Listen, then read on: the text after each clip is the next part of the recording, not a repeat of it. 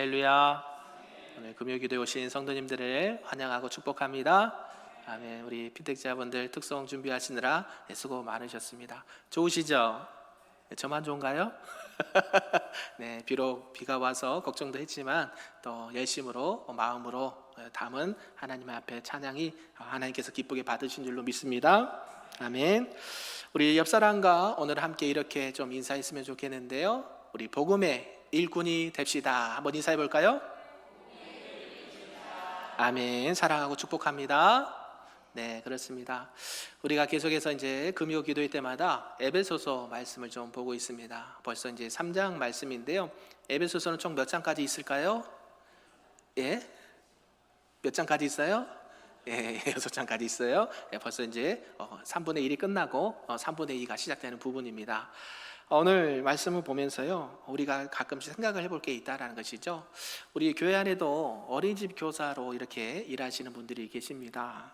이렇게 어린이집 교사로 섬기시는 한 분을 좀 얘기를 하려고 하는데요. 그분들은 이제 아침에 일찍 출근을 해서 누구를 맞이할까요? 우리 정윤전 집사님? 아침에 일찍 출근해서 누구를 가장 먼저 맞이하나요?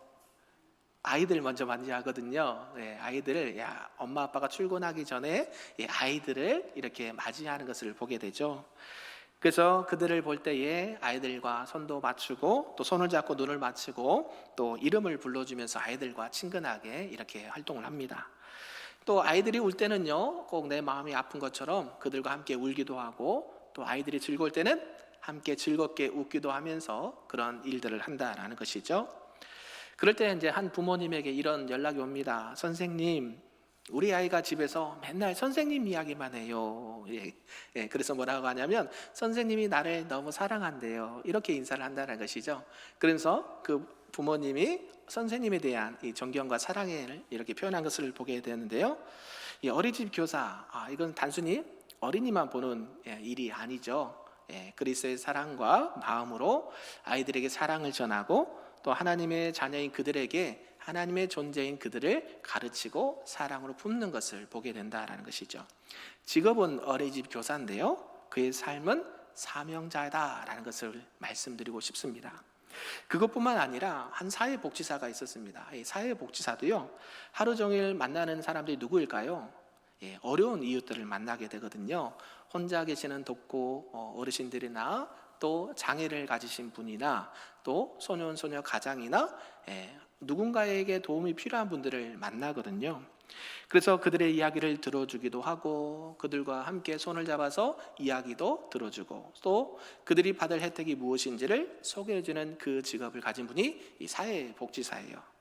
그러면서 그들이 이렇게 가끔씩 말을 합니다. 내가 하는 일이 비록 작은 일인 것 같지만 누군가에게는 그 인생에 큰 도움이 되는 것을 내가 보게 됩니다 라는 것이죠.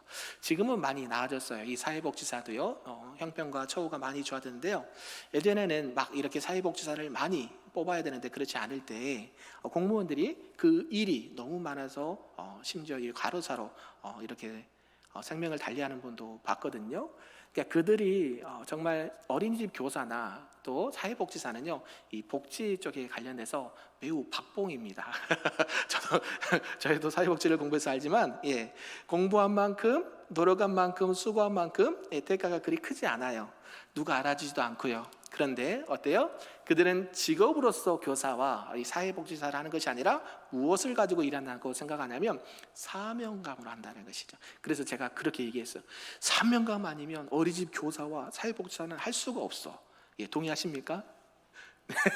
네, 세 분만 동의하세요. 마찬가지예요.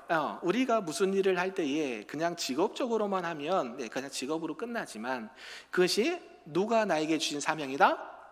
하나님께서 나에게 부여해 주신 사명이다 라고 생각을 한다면 그 일하는 자세와 마음과 태도가 완전히 달라진다라는 것이죠.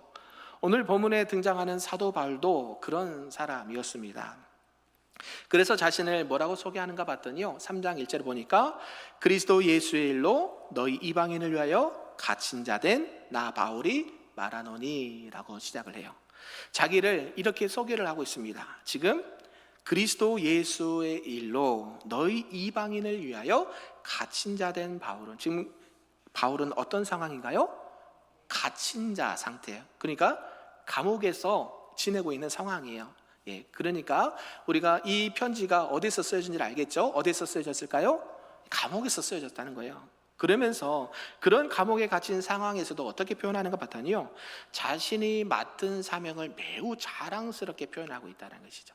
지금 감옥에 갇히면 어때야 될까요? 보통 일반적이면 어떻게 하면 이 억울한 곳에서, 어떻게 하면 이 캄캄한 곳에서 빨리 나갈까라고 고민하지 않을까요? 그런데 사도 바울은 그렇게 말하지 않아요. 매우 자랑스럽게 말합니다. 나는 그냥 단순한 전도자가 아니라 하나님의 마음을 전하는 복음의 일꾼이다라고 자기를 소개하고 있다라는 것이죠. 우리가 성경에서 보면 이 일꾼이란 단어가 자주 등장합니다. 우리가 이 헬라어 단어를 많이 들어보셨을 거예요. 이 둘로스라는 단어가 쓰였어요. 둘로의 둘로스 선교 기간도 있지만 이 일꾼이란 단어가, 이 둘로스라는 단어가 쓰였습니다. 그것은 무슨 뜻인가 봤더니요, 자신의 뜻을 내려놓고 주인의 뜻에 전적으로 순종하는 종을 이 둘로스라고 한다는 것이죠. 일꾼이 그런 의미가 있습니다. 그런 주인의 뜻에 따라서 100%, 90%도 아닙니다.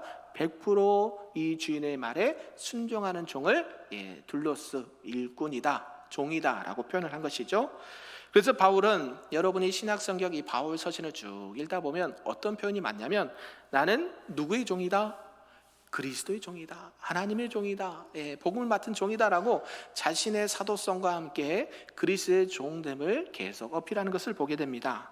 그것은요, 자신을 이 그리스도의 종이라고 표현한 것이고, 복음의 비밀을 맡은 청직이다라고 표현한 것이고요, 그리스도의 비밀을 맡은 일꾼이다라는 것을 감당하고 있다라는 것이죠. 그래서 오늘 우리는 이 말씀을 통해서 이 복음의 비밀을 맡은 일꾼으로서 우리가 어떠한 자세와 마음가짐으로 또 신앙생활하고 또 사명을 감당해야 되는지 몇 가지로 좀 살펴보도록 하겠습니다. 그 첫 번째는요, 이 복음의 비밀을 계시로 받은 자가 바로 일꾼이다라는 것이죠. 우리 본문 1절과 2절 말씀을 함께 읽어보겠습니다. 시작. 이러므로 그리스도 예수의 일로 너희 이방인을 위하여 갇힌 자 된 나 바울이 말하거니와 너희를 위하여 내게 주신 하나님의 그 은혜의 경륜을 너희가 들었을 터이요. 아멘. 터이라.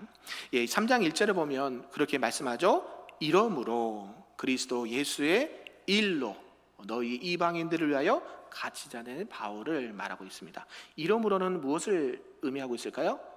앞에 1장과 2장을 이어서 말하는 것이겠죠. 우리가 지난주에 우리가 롯데타워 한번 얘기 드렸었는데 기억나십니까? 함께 뭐해져 가느니라? 쥐어져 가느니라. 그래서 모두가 소중하다. 할렐루야. 교회 공동체는 누구 하나 필요 없는 자가 없고 다 소중하다. 그렇게 말씀드렸잖아요. 그러므로 이 말씀을 이어서 하는 거예요. 이러므로 그리스도 예수 일로 너희 이방인들을 위하여 내가 갇힌 자 된 바울이다라고 표현을 하고 있습니다. 바울은 왜 감옥에 갇혔을까요? 너무 쉬운 질문인가요? 바울은 왜 지금 감옥에 갇혀 있을까요? 복음을 전하다가요. 남의 거 훔치다가 누구에게 피해를 줘서 지금 갇힌 상황이 아니에요. 예수는 그리스도시고 하나님의 아들이시고 그분을 믿어야 구원을 받습니다. 이 복음을 외친 게 죄가 됐다는 것이죠. 지금 오늘날 같으면 어떨까요? 이해가 안 되죠. 우리나라에서 길거리에서 복음 전하다가 잡혀간다면 전하시겠어요? 마음이 힘들겠죠. 아유, 목사님 잡혀가요, 안 돼요, 다음에 하시게요. 그럴 수 있단 말이에요. 근데 바울은요, 복음을 전하다가 지금 감옥에 갇힌 상태, 그런 것을 말합니다. 감옥에 갇히면 뭐를 잃어버려요? 자유를 잃어버리죠. 억압을 당하고 매를 맞고 자기가 하고 싶은 대로 못하는 상태라는 것을 알 수가 있습니다. 그런데 그냥 자기 자신을 갇힌 자라고만 하지 않아요. 그 앞에 전제가 있어요. 뭐예요? 그리스도의 누구의 일로? 예수의 일로 갇힌 자 되었다라고 말해요. 지금 바울은요, 안 갇혀도 돼요. 갇힌 자가 아니어도 되는데 나는 갇혔는데 감옥에 갇혔는데 왜 갇혔어요? 그리스도 때문에. 그리스도 일 때문에 난 지금 갇혀있는 상태야 라고 말하는 것이죠. 자신이 억울하게 지금 갇혀있다는 것을 호소하는 게 아니라 예수님의 일을 하다가 지금 감옥에 갇혀있다라고 고백하는 것입니다. 우리는 한번 돌아볼까요? 조그만 어려운 일 당하고 억울한 일 당하면 어떻습니까? 하나님, 왜 나한테 이런 시련을? 하나님, 도대체 이게 무슨 일입니까? 내가 그렇게 하나님을 열심히 믿고 하나님을 섬기면 태평성대를 열어주셔야 되는데 지금 감옥이라뇨 라고 항변할 수 있죠. 그런데 바울은요, 그렇게 하지 않아요. 나는 지금 어디에 있어요? 감옥에 있어요. 근데 왜 들어갔어요? 예수님이라다가 지금 갇혔다라고 말하는 것이죠. 그러면서 이것을 자신의 고난을 말하면서 이 고난을 사명으로 풀어내는 것을 보게 됩니다. 왜냐하면 그는 이 복음의 비밀을 계시로 받았기 때문에 라고 표현하는 것이죠. 여러분, 그러면 이 복음의 비밀, 우리가 피택자 교육 때 한번 내가 우리 강모 집사님한테 질문한 적이 있는데요. 이 복음의 비밀이 무엇일까요? 복음의 비밀. 비밀은 보여지는 겁니까? 잘 안 보여지는 겁니까? 집사님, 우리 최현자님, 내가 비밀이야? 라고 얘기하죠. 우리 권사님, 비밀로 말씀드립니다. 얘기하잖아요. 그러면 다른 사람이 알면 돼요, 안 돼요? 안 되죠. 비밀이잖아요. 그런데 나는 이 비밀을 맡은 자라는 걸요. 예수 그리스도의 복음의 비밀을 맡은 거다, 계시를 받았다라고 표현한 것입니다. 그래서 이 비밀은 단순한 정보가 아니에요. 그들은 이 비밀이라는 단어가 봤더니요, 미스테리온이라는 단어가 쓰였어요. 인간의 지혜로는 도저히 알 수 없는 하나님께서 감추어 두셨다가 때가 되어 드러내신 진리를 이 비밀이라고 한다는 것이죠. 우리가 그냥 뭐 하나 숨겨가지고 짜잔 나타낸 게 아니에요. 하나님께서 우리 인간의 이성과 지혜로는 도저히 알 수 없는 것, 그것을 하나님께서 감추어 두셨다가 하나님의 때, 카이로스 때에 그것을 드러내셔서 하나님의 그 진리를 나타내는 것을 복음의 비밀이라고 한다는 것이죠. 오늘 6절의 말씀처럼 이방인도 유대인과 함께 하나님의 자녀가 되고 그리스도 안에서 함께 무엇가 된다라고 말씀하십니까? 상속자가 된다는 거예요. 이게 비밀이에요, 비밀. 할렐루야. 우리가 구원받아서 좋으십니까? 아멘. 근데 북한 땅의 사람들 구원받아야 될까요? 말아야 될까요? 저 이슬람은요? 힌두교는요? 저 우리의 영원한 족수인 일본은요? 구원받아야 돼요. 지금 그거 말씀하시는 거예요. 이방인들은 어떻게 유대인들이 생각했습니까?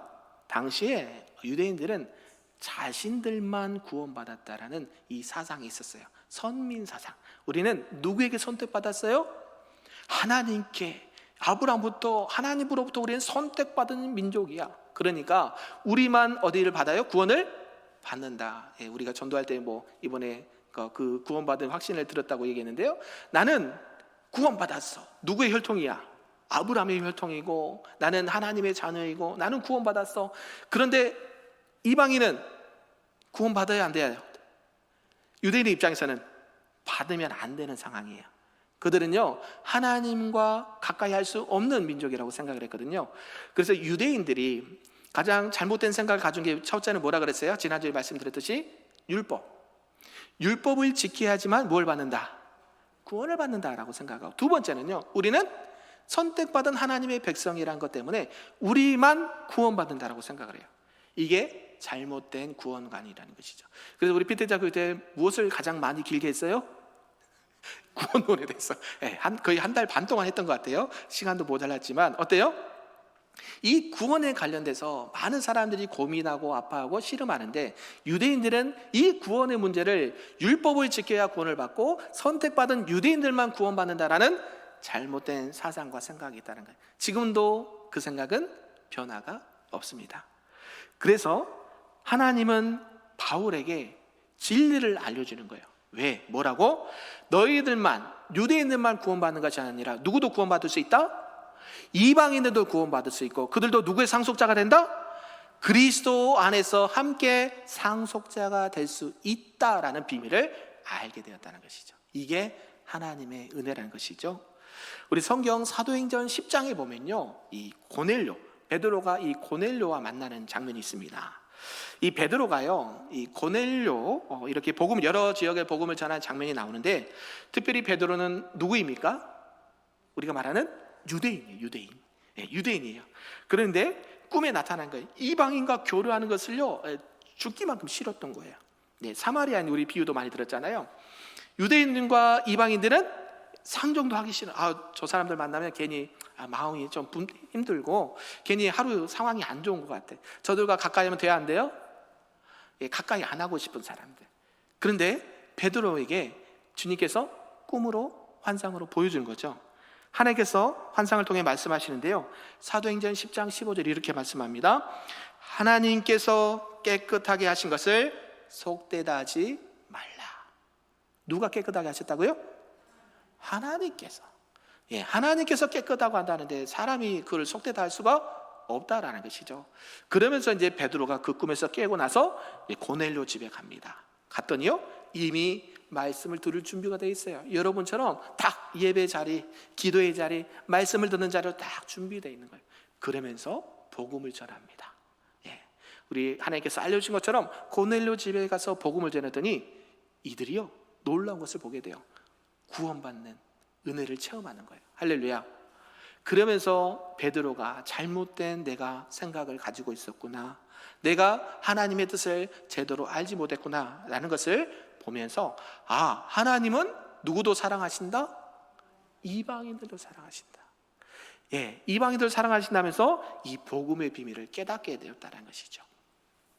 유대인으로서 자기의 어떤 권리와 주장을 할 수 있었음에도 불구하고 그것을 다 내려놓고 하나님께서 이방인들도 그리스도의 상속자가 된다라는 것을 알고 체험하게 하셨다는 사실이죠. 예, 사도 바울도 마찬가지죠. 유대인 중에 유대인 아닙니까? 그는요, 원래 회심하기 전에 예수님을 믿는 자들 핍박하고 잡고 죽이는 데 앞장섰던 사람이거든요. 그런데 이 다메섹 도상에서 예수님을 만나죠. 그러면서 이 복음의 진리를 계시로 받게 됩니다. 그때부터 이 사울의 삶은 바울로 완전히 180도 바뀌게 되죠. 그러면서 어때요? 더 이상 그는 유대의 율법에 갇힌 자가 아니라 모든 민족에게 복음을 전하는 복음 전도자가 됩니다. 할렐루야. 예, 우리가 어떤 자격이 있어서 어떤 뭐가 있어서 하나님께서 우리를 쓰시는 게 아니다라는 것을 말씀하고 있어요. 누구에게나 이 복음은 동일하게 적용이 돼야 된다라는 것이죠. 저와 여러분이 혹시 이런 생각을 가지고 계신 분이 계십니까?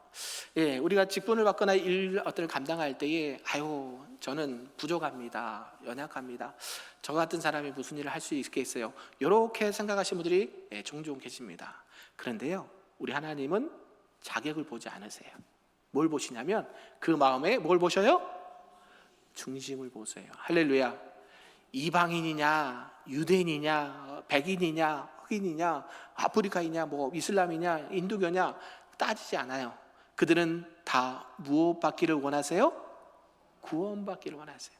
이방인이 됐던 어떤 사람이 됐던 하나님은 하나님의 형상으로 지음받은 자들이, 죄로 인해서 하나님과 관계가 단절된 자들이 누군가를 통해서 복음을 듣게 하시고 그것을 통해서 그들이 하나님의 자녀 그리스도의 상속자가 되는 것을 원하신다라는 사실입니다. 믿으십니까?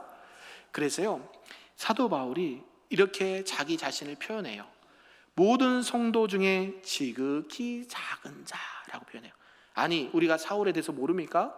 사울은 뛰어난 유대인 중에 유대인이요, 가마리엘 문화에서 학업을 했고 또 어디요? 로마 시민권자고, 세상으로 내놔도 전혀 손색이 없는 그런 사람이요. 뭐라고 표현해요? 모든 성도 중에 지극히 작은 자. 그리고 하나님은 그런 작은 자에게 바울에게 복음의 비밀을 맡기셨다라는 사실입니다. 왜 그럴까요? 하나님은 자격을 보시는 분이 아니에요. 하나님은 뭘 보신다고요? 저와 여러분의 마음의 중심을 보시고 하나님께서 여러분들을 들어서 복음의 일꾼을 들어서 뭐 하시길 원하실까요? 여러분의 직분을 줘서 뭐 하시길 원하실까요? 하나님의 복음의 비밀을 맡은 자로 만방에 나가서 복음을 전하라고 그 직분과 사명을 주셨다라는 사실 믿으십니까? 이거는 주님 오실 때까지 변함없는 진리예요.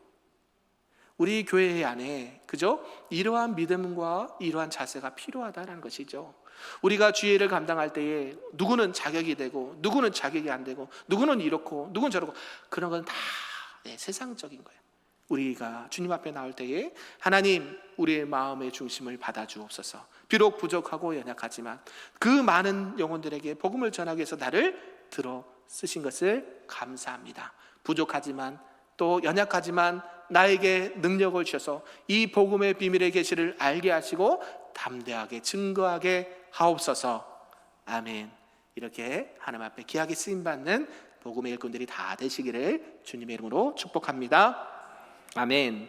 두 번째는요, 이 복음의 비밀을 맡은 청지기가 일꾼이다라는 것인데요, 우리 조금 길지만 6절에서 9절까지 말씀을 함께 읽어보겠습니다. 시작. 이는 이방인들이 복음으로 말미암아 함께 지체가 되고 함께 약속에 참여하는 자가 됨이라. 이 복음을 위하여 그의 능력이 역사하시는 대로 내게 주신 하나님의 은혜의 선물을 따라 내가 일꾼이 되었노라. 모든 성도 중에 지극히 작은 자보다 더 작은 나에게 이 은혜를 주신 것은 측량할 수 없는 그리스도의 풍성함을 이방인에게 전하게 하시고 영원부터 만물을 창조하신 하나님 속에 감추어졌던 비밀의 경륜이 어떠한 것을 드러내게 하려 하심이라. 아멘. 우리가 일꾼으로 부르심을 받는 이유를 명확하게 기록을 하고 있죠. 이 복음의 비밀을 계시로 받았을 뿐만 아니라 이것을 맡은 자다라는 것을 강조하고 있습니다. 그래서 이는 이방인들이 복음으로 말미암아 그리스도 예수 안에서 함께 상속자가 되고 함께 지체가 되고 함께 약속에 참여하는 자가 됨이라라고 말씀한다는 것이죠. 이게 유대인들이 들었을 때는 매우 충격적인 말이라는 것입니다.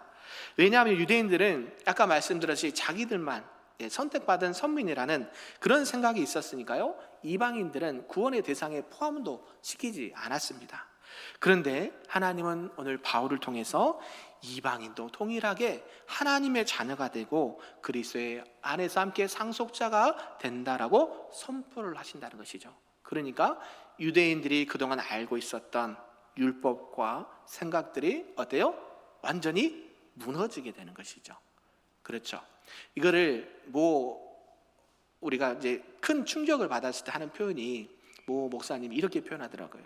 지성의 벼락을 맞는다. 여러분, 지성의 벼락을 맞아 보셨습니까? 네, 여러분들의 기존에 있던 모든 생각과 사상들이 복음으로 변화되는 것을 말씀한다는 것이죠. 바울은 이 놀라운 이 복음의 진리를 맡은 청지기로서 자신의 삶을 온전히 드리게 됩니다. 그러면서 7절에 이렇게 말하죠. 우리 7절 다시 한번 읽어볼까요? 시작. 이 복음을 위하여 그의 능력이 역사하시는 대로 내게 주신 하나님의 은혜의 선물을 따라 내가 뭐가 되었다? 일꾼이 되었노라. 할렐루야. 일꾼이란 단어 아까 말씀드렸듯이 단순히 일만 하는 사람이 아니에요. 청지기라는 의미가 들어있어요. 청지기는요, 아까 말씀드렸듯이 주인의 뜻에 온전히 충성하는 사람을 청지기라 그래요. 그러니까 우리는요, 이 세상에 내게 있을까요, 없을까요? 네, 말씀을 못한. 이 세상에 내게 있어요, 없어요? 이것도 내 거고 이것도 내 거고 내 거고. 네, 내게 아니에요. 잠시 쓰고 주님 부르시면 놓고 가야 되는 거예요. 이 땅에 곧 사라질 것에 연연하지 않기를 주님의 이름으로 축복합니다. 복음을 위하여 그의 능력이 역사하는 대로 내게 주신 하나님의 은혜의 선물을 따라 내가 일꾼이 되었다. 바로 나는 청지기로 부르심을 받았다. 주님의 그 뜻에 순종하는 하나님의 일꾼이 되었다라고 고백한다는 것이죠. 그래서 복음을 맡은 청지기고 그 사명을 은혜로 받았다라고 고백합니다. 우리 구약에 보면 요셉이 나오죠. 요셉 이야기 종종 하는데요, 요셉이 애굽에 팔려가서 형들에게 노예로 팔려가서 애굽에 종살이를 합니다. 그런데 결국 하나님의 큰 구원의 계획 속에 요셉이 어디까지 올라갑니까? 애굽의 총리까지 올라가요. 그리고 형들에게 창세기 45장 5절에 만났을 때에 이렇게 고백을 합니다. 하나님이 생명을 구원하시고자 나를 당신들보다 먼저 이곳에 보내셨다라고 얘기해요. 그러니까 요셉은 100% 하나님 앞에 청지기 자세로 살았다는 것을 알게 돼요. 이제는 내가 힘과 권력이 있으니까 형님들 내가 가만두지 않을 거야, 이렇게 말하지 않았어요. 그 청지기, 그 총리의 자리도 누가 주신 거예요? 하나님이. 뭐 하시려고? 형제들 살리려고. 아멘. 저와 여러분에게 직분을 주시고 청지기 사명을 주셨어요. 뭐 하시려고? 살리시려고, 여러분의 가정을 살리고 여러분의 자녀를 살리고 교회를 살리고 나라와 민족을 살리는 하나님의 청지가 되도록 하나님께서 부르셨다는 사실 꼭 기억하시길 바랍니다. 그거를 잊으시면 안 돼요. 그래서 요셉은 이 자신의 고난을 사명으로 받아들였답니다. 애굽의 총리라는 자리를 연연하지 않고 자신의 능력과 힘이 생겼다라고 형제들을 해하지 아니하고 오히려 하나님의 뜻을 나타내면서 형님들 걱정하지 마십시오. 하나님께서 나를 먼저 이것에 보내셔서 형님들과 또 나라와 민족과 가족들을 살리시도록 해주셨습니다. 하나님께 영광, 할렐루야. 지금 이렇게 고백을 했다는 것이죠. 바울도 마찬가지예요. 모든 성도 중에 지극히 작은 자라고 표현을 해요. 우리 주님 안에 있으면 큰 사람이 있을까요, 없을까요? 목회자라고요? 중직자라고 커요? 아니요. 저희는 그냥 여러분 앞에 쓰임받는 종이에요. 누구의 종? 하나님께서 세우신 종. 우리 중직자들도, 일꾼들도, 우리 피태자들도 이러한 마음과 자세를 놓치지 않기를 주님의 이름으로 축복합니다. 여러분에게 주신 그 모든 직분과 사명은요, 하나님께서 여러분들을 통해서 하실 일이 있기 때문에 주신 거예요. 믿으십니까? 누구는 주일학교를 살리고, 누구는 청년부를 살리고, 누구는 가정을 살리고, 누구는 교회와 국가를 살리라고 직분을 주셨다는 거예요. 믿으십니까?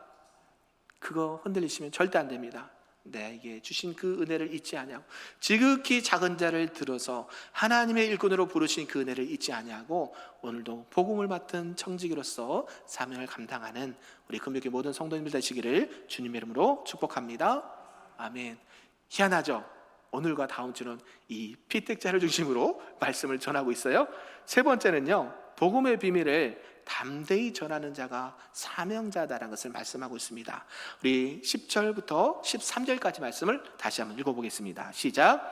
이는 이제 교회로 말미암아 하늘에 있는 통치자들과 권세들에게 하나님의 각종 지혜를 알게 하려 하심이니 곧 영원부터 우리 주 그리스도 예수 안에서 예정하신 뜻대로 하신 것이라. 우리가 그 안에서 그를 믿음으로 말미암아 담대함과 확신을 가지고 하나님께 나아감을 얻느니라.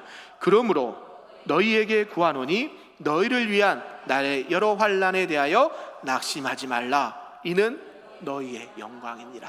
할렐루야. 비밀, 복음의 비밀을 계시를 받고 또 청지기로서 그 진리를 맡았을 뿐만 아니라 이제는 그 복음을 담대히 전하는 사명자로 부르셨다는 것이에요. 여러분, 사명 결코 쉬운 일이 아닙니다. 아까 말씀드렸잖아요. 제가 어린이집 교사와 사회복지사 예를 들었는데 그분들은요, 사명이 아니면 진짜 힘들어요. 여러분, 아이들 혹여나 잘못돼 봐요. 난리 납니다. 요새 CCTV 다 있어가지고요, 부모님들 아이들을 관리하는 건 둘째치고 이 부모님들 상대하기 너무 힘들어요. 뭐 어린이집만이 아니라 초등학교, 중학교, 고등학교 선생님들이 가장 힘들한 게 뭐예요? 학생들이 아니에요. 부모님들이 딸같이 우리 자녀는 왜 이렇습니까? 왜 이렇게 합니까? 그렇다는 것이죠. 우리 교사로 은퇴하시는 선생님도 계시잖아요. 그게 너무 힘들거든요. 그게 사명이에요. 사명은요, 그냥 주어지는 게 아니에요. 사명은요, 감당할 수 있을 때 하나님 주셔요. 하나님께서는요, 우리에게 시험을 주신 분이 아니에요. 온전히 그걸 감당할 수 있는 자에게만 주신 줄로 믿습니다. 감옥에 갇히기도 하고요, 수없는 고난과 박해를 받기도 합니다. 그런데 바울은 낙심하지 않아요. 주목사가 낙심한 거 보셨나요? 네, 낙심도 해요. 그런데 여러분에게는 티를 안 내려고 하죠. 그런데 사도 바울은 그런 게 있어요, 없어요? 전혀 없어요. 감옥에 갇히고요, 자기가 지금 곧 어떻게 죽게 될지도 모르는 상황인데, 아까 전에도 말씀드린 태장을 39번 맞고 40대 맞으면 죽을까봐 한 대를 감아 그 태장이에요. 그 채찍을 맞는데 그냥 채찍이 아니라 그랬죠. 뼈 조각, 새 조각, 유리 조각이 박혀 있어서 그 매를 수없이 맞아요. 그 매만 맞았나요? 물의 위험, 불의 위험, 강도의 위험, 여러 생명의 위협을 당하면서도 나는 이 복음을 부끄러워하지 아니하노라. 할렐루야. 내가 자랑할 것은 부득불 자랑하느니 나는 예수 그리스도의 십자가와 부활밖에 없다. 할렐루야. 감옥에 갇혀서도 지금 바울은 이렇게 고백하고 있다는 거예요. 전혀 근심과 낙심하는 모습이 없습니다. 그러면서 에베소 성도들에게 이렇게 말하죠. 그러므로 너희에게 구하노니 너희를 위한 나의 여러 환난에 대하여 뭐하지 말라? 낙심하지 말라. 이는 너희의 뭐라? 영광이니라. 할렐루야. 고난 받으신 분 계십니까? 사명 때문에 힘들어하신 분 계세요? 그게 영광이래요. 할렐루야. 그리스도 때문에 받는 그 고난은요, 고난이 아니에요. 고난 뒤에 숨겨진 하나님의 축복. 한번 따라해 볼까요? 고난 뒤에 숨겨진 하나님의 축복입니다. 네, 힘이 없으세요. 네, 지금 사도 바울이 그렇게 권면하고 있습니다. 에베소 성도들에게 그 자신이 받는 고난을 영광이 된다라고 표현합니다. 그 고난이요, 결국 복음을 전하는 도구가 되기 때문에 그래요. 고난 받는 거 누가 좋아하겠습니까? 힘들어하는 거 누가 좋아해요? 그런데 사도 바울은 이렇게 고백해요. 내가 고난 받아도 좋으니까 많은 이방인들이 복음을 듣고 구원받았으면 좋겠다. 할렐루야. 여러분들이 수고하고 애쓰는 거 다 아시잖아요. 우리 주님께서 그것을 모르실까요? 아시죠? 그 수고함과 애씀과 헌신을 통해서 많은 이 지역에 죽어가는 영혼들이 구원받기를 원한다면 그게 고난이 아니라 영광이 된다. 할렐루야. 하나님의 영광 가운데 거하시기 바랍니다. 그러면서 10절에 보니까 이는 이제 교회로 말미암아 하늘에 있는 통치자들과 권세들에게 하나님의 각종 지혜를 알게 하려 하심이라라고 표현도 합니다. 이게 좀 어렵게 느껴질 수 있는데요, 복음은 단지 어떤 사람들만을 위한 것이 아니다. 영적인 세계 하나님의 지혜도 드러내는 도구다라는 것이죠. 여러분, 제가 우리 학생들, 우리 청년들, 이렇게 공부하는 학생들 있으면요, 이걸 꼭 강조를 합니다. 성경 안에요, 모든 학문이 다 들어가 있어요. 전에 우리 김희근 씨님 가정에서 내가 신방할 때 말씀드렸는데요, 공부를 잘하거나 내가 무언가 시험을 준비하려고 할 때에 무엇을 보면 되냐면, 첫째는 성경을 보면 돼요. 아멘이신가요? 모든 학문의 꽃은 신학이에요. 신학부터 시작해. 하나님이 뭘 창조하셨어요? 천지를 창조하셨잖아요. 그러니까 이 모든 학문과 이 세상에 돌아가는 이치와 지혜가 어디에 들어있어요? 성경에 있어요. 그러니까 성경을 보면 여러분들이 발견한다 그래요. 창조는 하나님이 이미 하셨고요, 우리는 그 성경 안에 있는 진리를 발견하게 하시는데, 그게 언제 발견하게 되느냐? 이 복음의 비밀을 알게 됐을 때 발견하게 돼요. 하늘에 길이 있는 거 아십니까? 하늘에 길이 있어요, 없어요? 바다에 길이 있어요, 없어요? 사막에 길이 있어요, 없어요? 네, 아세요, 모르세요? 잘 모르겠으나 있어요, 없어요? 하나님이 눈에 보이세요, 안 보이세요? 하나님이 계셔요, 안 계셔요? 계신단 말이에요.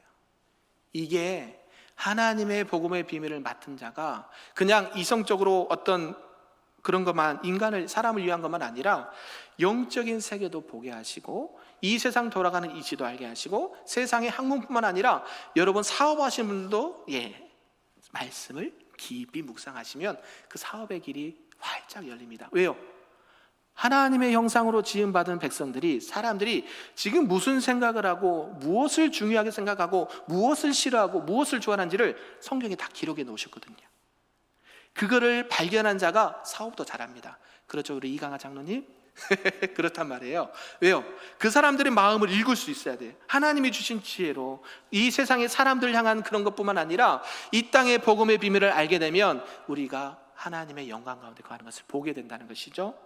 그러면서 교회를 통해, 이 복음을 통해 하나님은 이 하늘의 권세들에게도 자신의 지혜를 보여준다는 사실이에요. 그런데 세상은 이것을 인정하지 않으려고 하죠. 꽁처럼. 하나님이 안 계셔요. 근데 계셔요, 안 계셔요?